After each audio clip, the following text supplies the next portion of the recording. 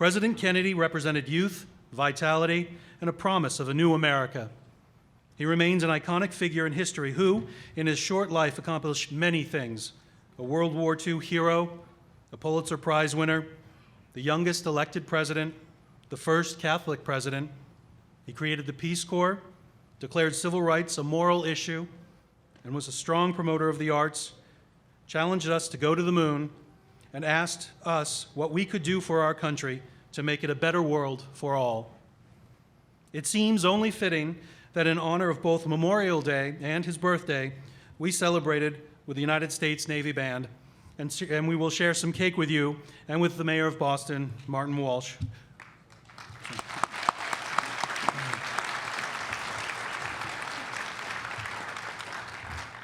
Earlier today, we had performances by the Boston Singers and the Bel Canto Singers from Rush Henrietta High School in Henrietta, New York. I hope you were able to enjoy the performances. I would like to thank both the Boston City Singers and the Bel Canto Singers for helping us celebrate today.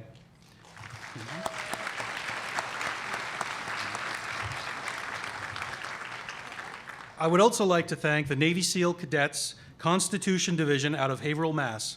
The Sea Cadets helped us raise and lower 100 flags that flew over the library today.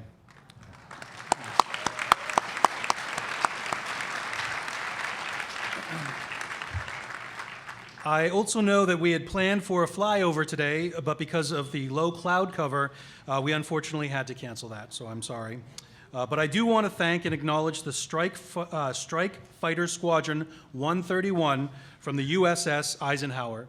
Known as the Wildcats, these aircraft have just returned from the Arabian Gulf, where they have been carrying out missions against ISIS.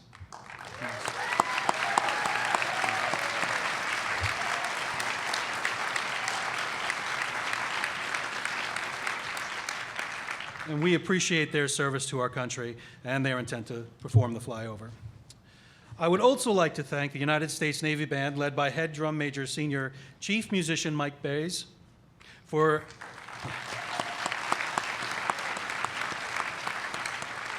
their rousing renditions of wonderful patriotic music just a few minutes ago. As with every birthday, we have to have some cake. We have a small one right over here. This cake you see here is 7 feet by 8 feet, took 180 pounds of sugar, 120 pounds of flour, 80 pounds of egg, and 1 giant oven to make it. So I'd like to thank George Montilio and all of the staff at Montilio's Bakery for providing the cake. Thank you.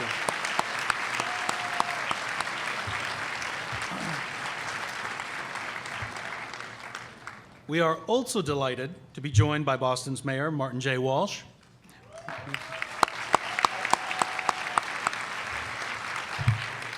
Mayor Walsh is a lifelong champion of working people and a proud product of the city of Boston. He was born and raised in the neighborhood of Dorchester by immigrant parents. We have some people from Dorchester. I have to say it's OFD. Sorry. Mayor Walsh is driven to make sure Boston is a city where anyone can overcome their challenges and fulfill their dreams. So please join me in welcoming Mayor Walsh.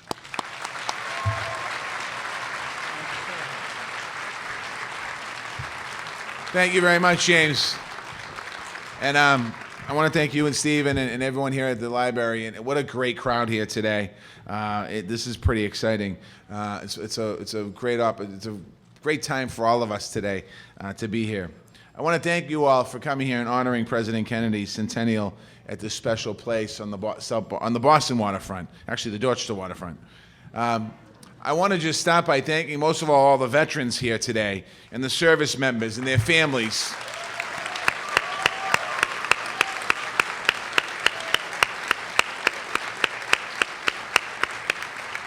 And I want to thank any Gold Star families that are here with us today as well on this Memorial Day.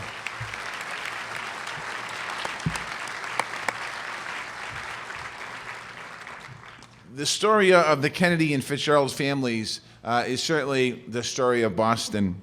I myself, I was just thinking as I was coming in, I had prepared remarks and I started thinking about growing up in an Irish Catholic household where my mother and father came from Ireland, and John F. Kennedy was talked about often in our house growing up, and his legacy was talked about often.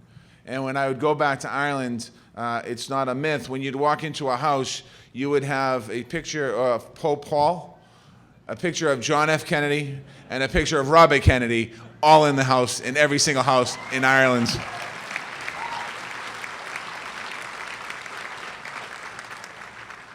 But it is incredible as you walk through this great museum and you see the different pieces of history about what they mean to our society and our country. John F. Kennedy was president for 3.5 short years, a little more than 3.5 short years, and what he accomplished was absolutely incredible. The story of John F. Kennedy's journey to the presidency is also Boston's story as well.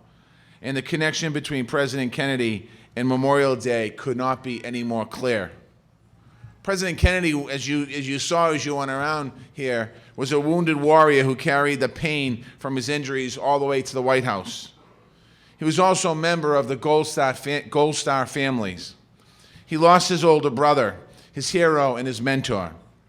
When Joe Kennedy Jr. was killed in action on a dangerous volunteer flying mission in World War II. To his heartbroken parents, Jack Kennedy then wrote, "His promise may have been cut short, but his life had the completeness of perfection. The way he lived, the way he died, could not have been improved upon." I think I know what President Kennedy meant by perfection. Living a life of complete purpose is all anyone can ever hope for. The president showed us how to do that. In his first campaign for Congress, just a year after the war ended, he was asked why he was running for office. He said, "Every thinking citizen must work as diligently in peace as we serve tirelessly in war. Everyone is able, should do the utmost in these days of the world's and national progress to contribute to his talents." One of the first things that President Kennedy did, then Congressman Kennedy did, was advocate for housing for millions of World War II veterans and their families. So President Kennedy responded to his brother's sacrifice by working to make his city, his country, and his world a better place for everyone. That's a lesson for Memorial Day that we can all heed. Let us look, as President Kennedy did, to the sacrifice of our fallen heroes as a guiding light for our own service to our country and humanity. God bless our fallen heroes, God bless our veterans, and God bless the United States of America.